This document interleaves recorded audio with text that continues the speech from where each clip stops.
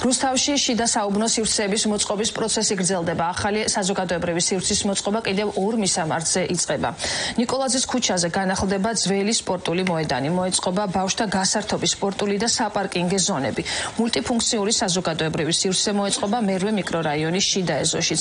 ორივე პროექტის სარეაბილიტაციო სივრცის ფართობი 5600 კვადრატული მეტრია.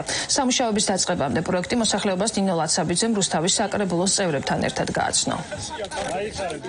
Ქონდა ორი მნიშვნელოვანი შეხვედრა მოსახლეობასთან, მათთან ერთად დავგეგმეთ შიდა საუბნო სივრცეების მოწყობა, იმგვარად რომ მაქსიმალურად კომფორტულად იგრძნონ თავი მათ შვილებთან, შვილიშვილებთან ერთად. აქტიურად დაიწყება სამუშაოები და რუსთავს დაემატება კიდევ 2 განახლებული თანამედროვე რეკრეაციული სივრცე. მინდოდა რომ ბავშვებს უფრო კარგი და კეთილმოწყობილი სკვერი ქონოდათ. მხოლოდ ბავშვებს არა, ჩვენ დიდებს, მოხუცებსაც, რომ აი ლამაზი სივრცე ყოფილიყო დაესვენათ ბავშვებთან ერთად ეყურებინათ თავიანთი შვილებისთვის აი ესეთ კარგ სივრცეში რომ ერთობიან და ძალიან მალე მოხდა რეაგირება.